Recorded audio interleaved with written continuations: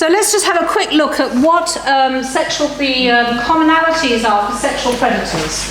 Definitely there's a sense of entitlement and privilege, and that might be as much as I'm male and you're female, or I'm a dominant male and you're a not dominant male. All right, and interestingly enough, in lesbian relationships, I do work with a lot of lesbian clients, and the incidence of rape is phenomenally high there too.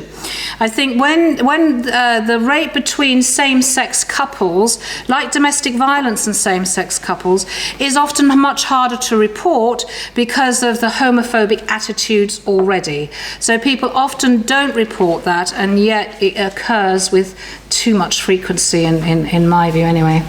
Lack of empathy.